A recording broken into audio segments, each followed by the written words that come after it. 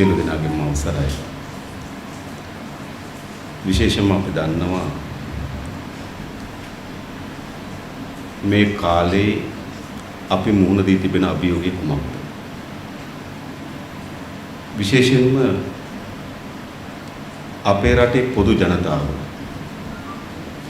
සංකල්පවලදී ඉතාමත් හොඳ උදාර සංකල්ප තිබෙන ඉතාමත් හොඳ සාධාරණ සිතුවිලි තිබෙන මිනිස්සු. උදාහරණයකට මම ගත්තොත් අපි සාමාන්‍ය පුරවැසියෙක්ගෙන් පාරට ගිහිල්ලා ඇහුවොත් ඔබ අපේ රටේ පරිසරයට ආදරේද? ඕනෑම කෙනෙක් බහුතරයක් ඕකේ. ඔබ අපේ රටේ සිදුවෙමින් තිබෙන පරිසර විනාශයට විරුද්ධද? ඔව්. ඒ වගේම ඔබ මේ රටේ මහජනයාගේ දීපල විශාල ප්‍රමාණයෙන් අයථා ලෙස උපයා ගන්නා දේශපාලනයකට කැමතිද? පුරවැසියන් කියන්නේ නැහැ කියලා. ඔබට අවශ්‍ය වී තිබෙන්නේ මහජනයාගේ දීපල විශාල ලෙස උපයා ගන්නා දේශපාලනයකට වෙනුවට මහජනයා වෙනුවෙන් මහජන සේවාවක් බවට පත් වූ දේශපාලනයක්. ජනතාව කියනවා ඔබට අවශ්‍ය වී තිබෙන්නේ අපේ රටේ අධ්‍යාපනය, සෞඛ්‍ය, ප්‍රවාහන, ඒ රාජ්‍ය පංගුව වැඩි කරමින්, ඒ නිදහස්භාවය වැඩි කරමින්, ඒ කාර්යක්ෂම කරමින් මෙහෙවිය යුතු පාලනයක්ද? ඔව්. ඔබ එකඟද අධ්‍යාපනයට සල්ලි වියදම් කරන්න? නැහැ. ඔබ එකඟද බෙහෙත් නැති ස්පිරිතාලයකට? නැහැ. ඔබ එකඟද වවුල්ලු වගේ එල්ලිලා යන ප්‍රවාහන සේවයකට? නැහැ. ජනතාව එකඟ පොදු සේවාවන් ශක්තිමත් වෙන පාලනයකට. සාමාන්‍ය ගත්තොත් ඒකයි මම කිව්වේ ජනතාවගේ සංකල්ප උදාරයි. ජනතාවගේ සිතුවිලි සාධාරණ. අපිට ගොඩක් ඒ පිළිබඳව දෙපැත්තට අරන් තර්ක කරන්න පුළුවන්. ඔබ එකඟද විශාල ලෙස ණය ගුලකට හිර වුණු රටකට? නැහැ. ඔබ එකඟද ණය ගුලෙන් ගලවා ගන්නා පාලනයකට? ඔව්. ඒ කියන්නේ ජනතාවගේ සංකල්ප යහපත්. හැබැයි සිදුවී තිබෙන්නේ කුමක්? ඒ යහපත් සංකල්ප නියෝජනය කරන දේශපාලනය වෙනුවට මැතිවරණයේදී අයහපත් සංකල්ප පිළිබඳ ඕනෑමටත් වඩා වැඩි ඒත්තු ගන්නවලා තිබෙන අත්දැකීම් තිබෙන ඒ විනාශය ගෙන දුන් පාලකයා තෝරගන්න. දැන් පසුගිය කාලේ අපිට ආසන්නව මැතිවරණ ගණනාව දිහා බැලුවත් අපිට ඉතා හොඳින් තේරුම් ගන්න පුළුවන් ජනතාවගේ සංකල්පවලට පටහැනි පාලකයෙක් තෝරගන්න. වංචාවන් පිළිබඳව මහා අධිකරණයේ නඩු තිබෙන කෙනෙක් ජනාධිපතිවරයෙකුට තෝරගන්න. මහා පරිසර විනාශයට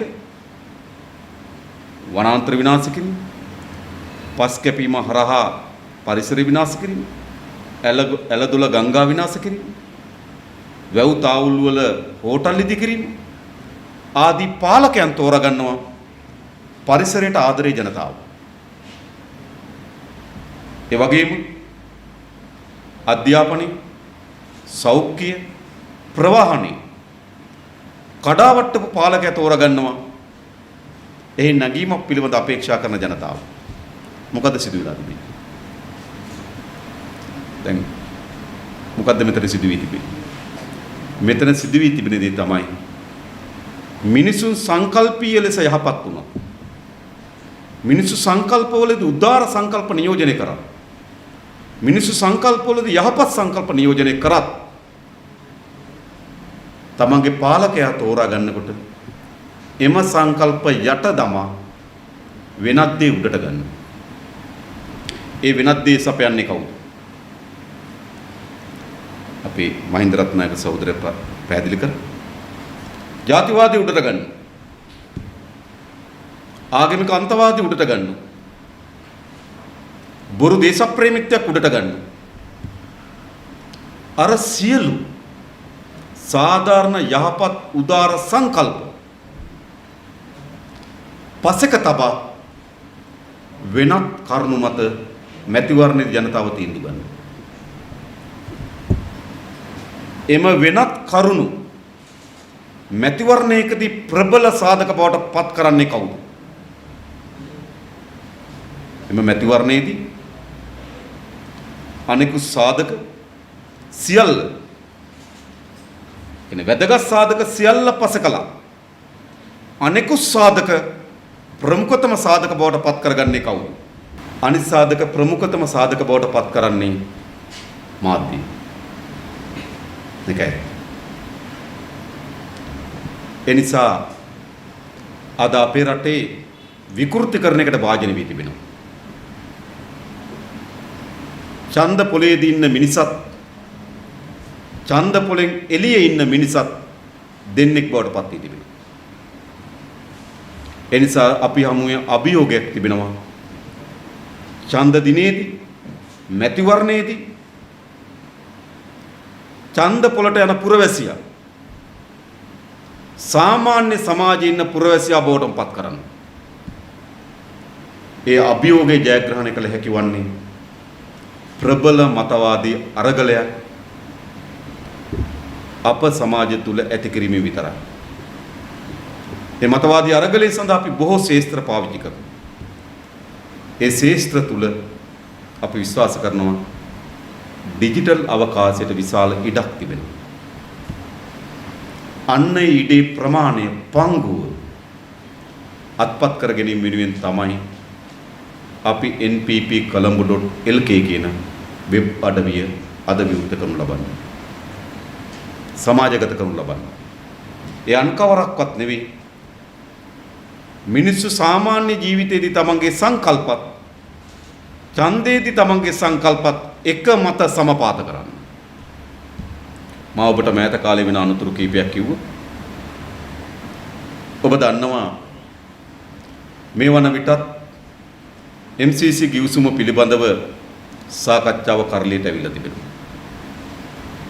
හැබැයි ජනාධිපතිවරණයේ සිදු දේශපාලනය අනුව ඒ සාකච්ඡාවන් අනුව නොවැම්බර් මාසේ 16 වෙනිදාකින් පස්සේ අපේ රටේ MCC පිළිබඳ සාකච්ඡාවක් නොතිබිය යුතුයි. ජනතාවගේ ජනවර මෙතන නියෝජනය කරා නම්. හැබැයි ජනාධිපතිවරණයේ මාස 7ක් ගත වෙලත් නැවත MCC පිළිබඳ සාකච්ඡාව කරලියට ඇවිල්ලා තිබෙනවා. කරලියට ඇවිල්ලා තරක් නෙවෙයි. MCC ගිවිසුමේ ප්‍රධාන විවේචනාත්මක කරුණු කීපයක් තිබෙන අතර අපි ප්‍රබල ලෙස විවේචනාත්මක ලෙස දරන කරුණ තමයි අපේ ඉඩම් නීති ලිහිල්කරණය කිරීම සඳහා ගෙන තිබෙන යෝජනාව. මේක දිගු කාලයක් සිට 1985 ලංකාවට ආපු ලෝක බැංකු නියුක්තෙන් දෙදෙනෙක් වාර්තාවක් ඉදිරිපත් කළා කිව්වා අපේ රටේ ඉඩම් වල කාර්යක්ෂමතාවයක් නැහැ කිව්වා. ඒ කියන්නේ අවුරුද්දක් ඉඩම තිබ්බට වගාව තියෙන මාස 3ක් වගේ කිව්වා. ඒ නිසා ඉඩමේ කාර්යක්ෂමතාවය 25ක් 30ක් වගේ තියෙනවා. විශේෂයෙන් වී වගාව හේතු කොටගෙන. සාමාන්‍ය මාස 3ක් විතර වී වගා කරපුවම අවුරුද්දේ කුඹුරේ මාස 3යි වගාව තිබෙන්නේ කාර්යක්ෂමතාවය 25යි. ඒ නිසා අපේ ඉඩම් වල කාර්යක්ෂමතාවය වර්ධනය කරන්න නම් අපි වී ගෞතන අත්තරමින් වාණිජ භෝගවලට යන්න කියන යෝජනාව 1985 ලෝක බැංකුව නියුක්ත දෙන වාර්තාවක් කරා පෙන්වු කරා. ඒ පළවෙනි යෝජනාව. දෙවෙනි යෝජනාව අපේ රටේ ඉඩම් වෙළඳපොළ ලිහිල්කරණය වෙලා නැහැ. කැමති කෙනෙකුට ඉඩමක් මිලදී ගන්නත් කැමති කෙනෙකුට ඉඩමක් විකිණීමත් අවශ්‍ය වෙන පරිදි ඉඩම් වෙළඳපොළ ලිහිල්කරණයකට භාජනය වෙලා නැහැ. උදාහරණයකට ගත්තොත් හම්බන්තොට කුඹුරු ඉඩම් වලින් 51ක් අඳ ඉඩම්. හම්බන්තොට තියෙන දිස්ත්‍රික්කයේ තියෙන කුඹුරු ඉඩම් වලින් 51ක් අඳ ඉඩම්. අඳ ඉඩකට මොකද්ද වෙන්නේ? කාටවත් ඉඩම විකුණන්න බෑ. අඳ හිමියාට පුළුවන් අඳ අයිතිය විකුණන්න. ඉඩම් හිමියාට පුළුවන් ඉඩම් අයිතිය විකුණන්න. ඉඩම විකුණන්න කාටවත්. ඒ නිසා අදත් හම්බන්තොට ජනතාව අතේ පරවේණියෙන් ලැබිච්ච අඳ අයිතියක් තියෙන ගොවි ජනතාව අතේ. ඒ ඉඩම් නීතිය හේතු කොටගෙන. අනුරාධපුරය වගේ පළාත්වල ඉඩම් තියෙන එක කන්නක් අයියා වගා කරනවා. ඊළඟ කන්නේ මල්ලි වගා කරනවා. ඊළඟ කන්නේ නංගි වගා කරනවා. ඒක අයියට විකුණන්නත් බෑ, නංගිට විකුණන්නත් බෑ, මල්ලිට විකුණන්නත් බෑ. කන්න මාරුවට වගා කරන ඉඩම් තිබෙනවා. ඒ නිසා අදත් ගිහිලා බැලුවොත් අනුරාධපුර දිසාවේ විශාල නිවසක් හිමිව නොතිබුණාට, ගෙදර ලොකු ටීවී එකක් නොතිබුණාට, ගෙදර විශාල සීතකරණයක් නොතිබුණාට ඉඩමක් තිබෙනවා. ඉඩම ග්‍රාමීය ජනතාව අතේ ඉතුරු වී තිබෙන්නේ අපේ රටේ ඉඩම් නීතිවල තියෙන ශක්තිමත්භාවය හේතු කොටගෙන. ඒ නිසා දිගින් දිගටම එදත් ලෝක බැංකුවේ ආපු නියෝජිතයින් ලංකාවට යෝජනා කරා අපේ රටේ ඉඩම් වෙළඳපොළ ලිහිල්කරණය කරන්න කියලා. අන්නේ ලිහිල්කරණය කිරීමේ සැලැස්මේ ඉතාමත් ප්‍රබල පියවරක් තමයි MCC ගිවිසුම. MCC ගිවිසුමේ යෝජනා කරන්නේ ඉඩම් වෙළඳපොළක් නිර්මාණය කරන්න. ඒ විතරක් නෙවෙයි. දැන් අපේ රටේ තිබුණා 2001 චක්‍රලේඛනයක් තිබුණා. 2006 චක්‍රලේඛනයක් තිබුණා. මේ චක්‍රලේඛනන් හරහා සාමාන්‍ය විස්තර ඉඩම් තිබුණා, රජයේ කැලෑ ඉඩම් කියලා තිබුණා. ඒවා ප්‍රාදේශීය ලේකම් දිසාපති භාරයේ තිබුණු ඉඩම්. නමුත් ප්‍රාදේශීය ලේකම් දිසාපති භාරයේ තිබෙන ඉඩම් විශාල ලෙස අවභාවිතාවට ලක් වුණා. සමහර පළාත්වල අක්කර දහස් ගණන් බහුජාතික සමාගම් වෙත පවරා දෙනු ලැබුවා. 2002 එක චක්‍රලේඛනයක්, 2006 දෙක චක්‍රලේඛනයක්, 2001 පහ චක්‍රලේඛනයක්, 2006 දෙක චක්‍රලේඛනත් උපයෝග කරගත්තේ මේ ඉඩම් අපේ බලවත්ම 52ක් වන වන සංරක්ෂණ දෙපාර්තමේන්තුව සහ වනජීවි දෙපාර්තමේන්තුවට ඇතුළත් කරා. ඒ නිසා අද සමාගම් වලට ඉඩම් නිදහස් කිරීමේ හැකියාවක් නැහැ. වන සංරක්ෂණ පනතත් වනජීවි පනත ලැබී තිබෙන බලතල උල්ලංඝනය කිරීමේ. ප්‍රාදේශීය දේශපාලනකට හිතු විදියට තමන්ගේ හෙන්චයියන්ට ඉඩම් අත්පත් කරගන්න හැකියාවක් ලැබුණේ මේ චක්‍රලේඛන දෙක හේතු කොටගෙන. දැන් මොකද්ද කරේ? මේ චක්‍රලේඛන දෙකම අහෝසි කරන අලුත් චක්‍රලේඛනයක් අලුත් ආණ්ඩුව නිකුත් කරා. එහි අරමුණ මොකක්ද? ඒ අනුව අවශේෂ කළ රජයේ ඉඩම් ලෙස ඇතුළත් වී තිබුණු හෙක්ටයාර් ලක්ෂ 5ක් යලි කැබිලි කොට සමාගම් වෙත පැවරීම සඳහා වෙළඳපොළට නිකුත් වෙනවා. මෙම හෙක්ටයාර් ලක්ෂ 5ක් ඉඩම් වෙළඳපොළට නිකුත් කිරීමත් MCC ගිවිසුමත් අතර අත්හරින්න බැරි බැඳීමක් තිබෙනවා. යන් කවරක්වත් නෙවෙයි, සමාගම් වෙත ඉඩම් පැවරීම සඳහා දරන ප්‍රයත්නය මෙම ඉඩම් නීති ලිහිල් කිරීම සඳහා MCC සමාගමේ තිබෙන යෝජනාවත් මෙම චක්‍රලේඛන අහෝසි කිරීමත් අතර සම්බන්ධයක් තියෙනවා. එක ප්‍රධාන ප්‍රශ්නයක් මේ මොහොතේ තිබෙනවා. දෙවෙනි ප්‍රශ්නේ අපි දන්නවා. අපේ රටේ සාමාන්‍යයෙන් පස්සා වැලි ප්‍රවාහනය සඳහා බලපත්‍රයක් නිකුත් කරලා යුතු තිබුණා. සාමාන්‍යයෙන් ගත්තොත් ගොඩ දැමීම සඳහා බලපත්‍රයක් තිබෙනවා. ප්‍රවාහනය සඳහා බලපත්‍රයක් තිබෙනවා.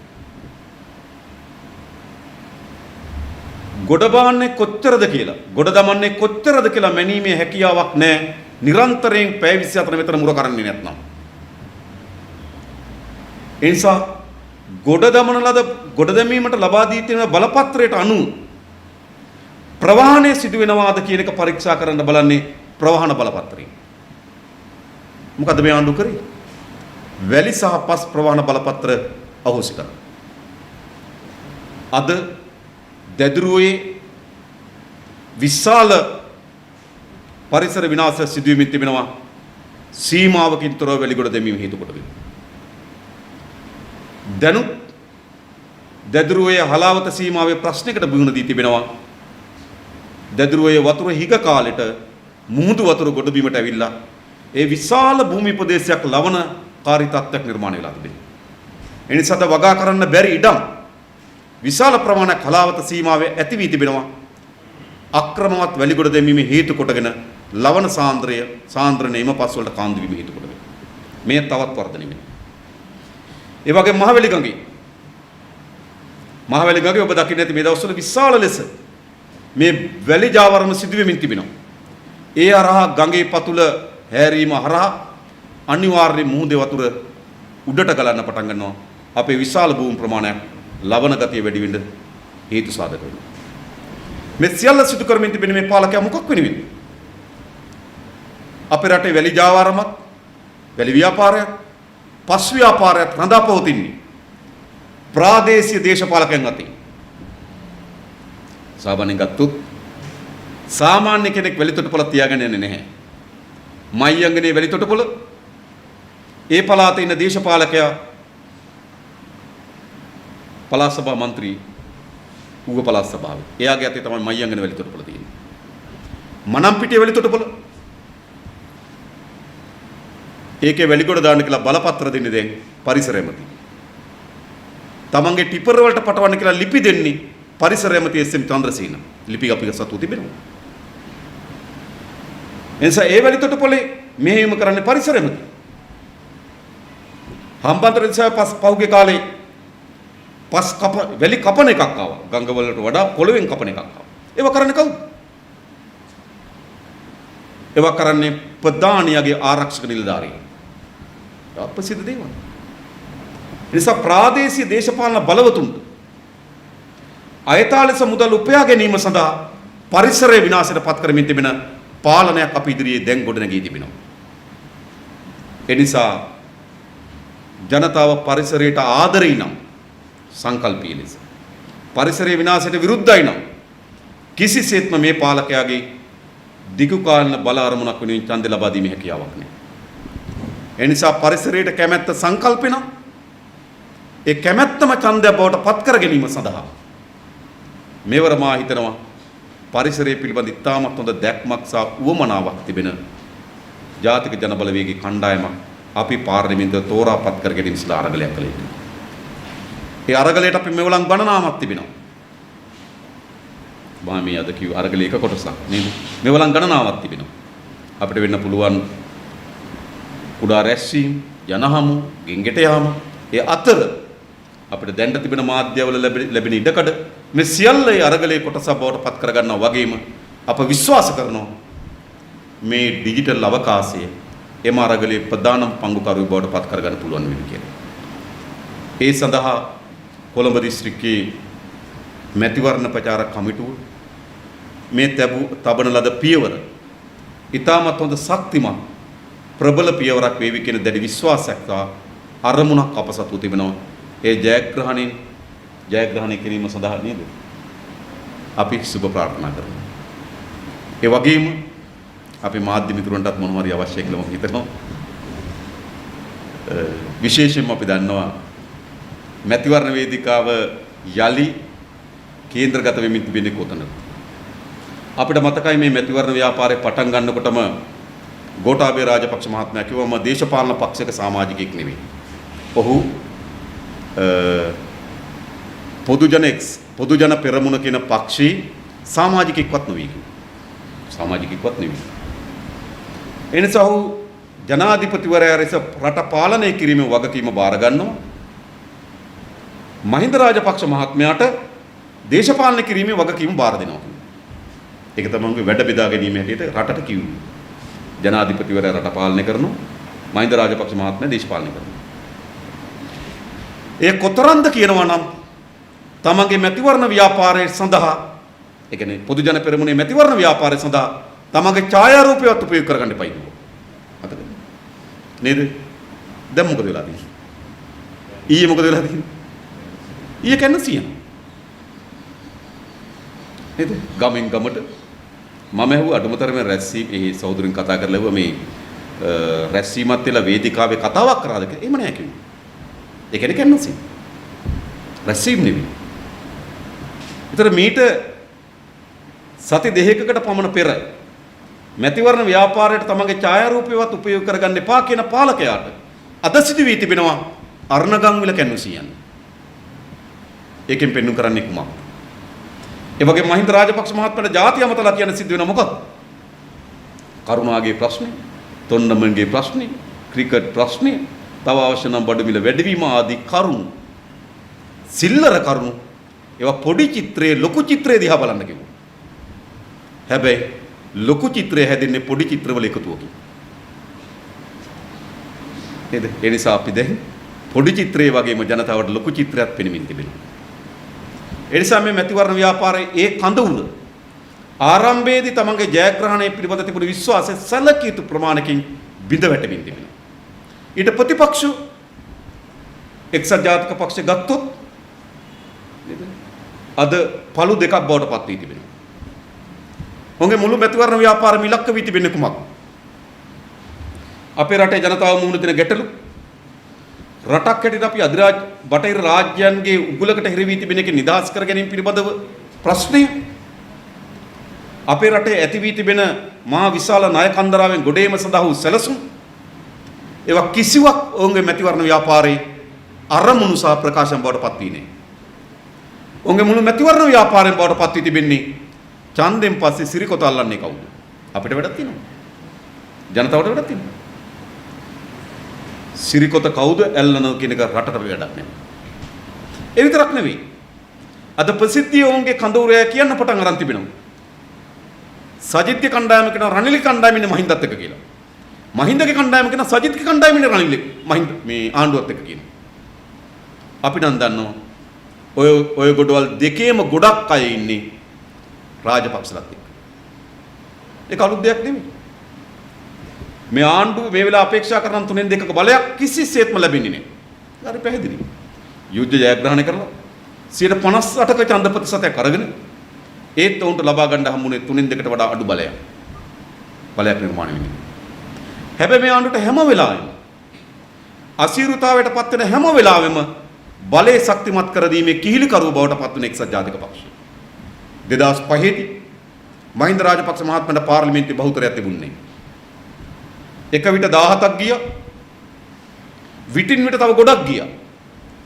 ගිහිලා තමයි මහින්ද රාජපක්ෂ මහත්මයාට 113 බලය නිර්මාණය කළා තිබුණේ එක්සත් ජාතික පක්ෂය 2005 ගොඩනැගුණු මහින්දගේ පාලනයට. 2010 දී 3/2ක් ලැබුණේ නැහැ ජනතාව. මහින්ද රාජපක්ෂ මහත්මයාගේ පාලනයට 3/2ක් ලබා දුන්නේ නැහැ. හැබැයි 3/2කට අවශ්‍ය වෙන മന്ത്രിවරු 20ක් මහින්ද රාජපක්ෂ මහත්මයාගේ දෑත් ශක්තිමත් කරන්න ගිහලා තමයි 3/2 අරන් දුන්නේ. ඒ 3/2 ප්‍රතිඵලයක් හැටියට තමයි 18 වෙනි සංශෝධනය අපේ රටේ ආණ්ඩු ව්‍යවස්ථාවට ආවේ. ඒ විතරක් නෙවෙයි පසුගිය දින 52 මහින්ද රාජපක්ෂ මහත්මයා 113 හදා ගැනීම සඳහා කොහෙන්ද කට්ටිය එව්වේ?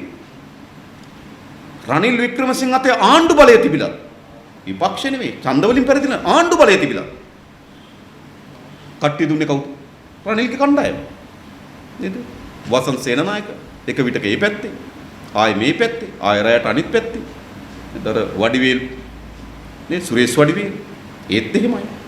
නාවින්න කියන മന്ത്രിවරයා කුරුණෑගල, අශෝක කියන മന്ത്രിවරයා වෙන්නප්පුවේ, පැල්මඩුල්ලේ දුනේස් ගංකන්ද කියන മന്ത്രിවරයා මේ ඔක්කොම දෑත් ශක්තිමත් කිරීම සඳහා ජනතාව ප්‍රජාතන්ත්‍රවාද වෙනුවෙන් අරගල කරනකොට පාරේ එක්සත් ජාතික පක්ෂයේ ඒ නීත්‍යානු ව්‍යවස්ථා විරෝධී පාලනය ශක්තිමත් කර ගැනීම වෙනුවෙන් മന്ത്രിවරු සැපෙව්වා. ඒ නිසා මේ ඡන්දෙන් පස්සෙත් විය හැකි එක. ඒ නිසා සිරිකොත ඇල්ලීම පිළිබඳ තරඟයක් නෙමෙයි මේ මැතිවරණේ. මේ මැතිවරණේ පවතින පාලනයට ශක්තිමත් 3/2 බලයක් ලබා ගැනීම සඳහා ප්‍රයත්නයට සහාය දීම සඳහා කටයුතු කරන ව්‍යාපාරයක් මේ මැතිවරණදී උපයෝග කරගත යුතු නැහැ. ඒ නිසා අපි විශ්වාස කරනවා මේ මාස 7 ඇතුළත ඇති වී තිබෙන ගැටුම් මනුවත් සිදු වී තිබෙන සිදුවීම් මනුවත් මේට වඩා තත්ත්වයේ භයානක තත්ත්වයක් නිර්මාණය වෙනවා. අන්නේ නිර්මාණය වෙන තත්ත්වයේදී ජනතාවට ජනතාවගේ පැත්තේ ඉඳන් සටන් කළ හැකි අරගල කර හැකි අඬන ගිය හැකි කණ්ඩායමක් මාලිමාවෙන් මෙවර පාර්ලිමේන්තුවට තෝරාපත් කරේ. අවසන් වශයෙන් අපේ රටේ ක්‍රිකට් ක්‍රීඩාවට විනාශය ගෙන දෙන්න ප්‍රධාන ලෙස දායක වුණේ තිලංග සුමතිපාල. අපේ ක්‍රිකට් ක්‍රීඩාවේ තිබුණ ගෞරවණීයත්වය නැති කිරීම සඳහා විශාල ලෙස ඉවහල් වුණේ තිලංග සුමතිපාල. ඔහු බුකීකරුවෙක්. අපි ඔබෙන් ඉල්ලනවා ජාතික ජන බලවේගයේ කණ්ඩායම තව එක්කෙනකින් වැඩි කරන්න. අඩුම තරමේ බුකීකාරය අපිට නතර කරගන්න පුළුවන් වෙයි. ඒ වෙනුවෙන් සියලු දෙනා එකතු වෙමු කියලා ආරාධනා කරමින් මම නතර වෙනවා. බොහොම ස්තුතියි හැමදෙනාට.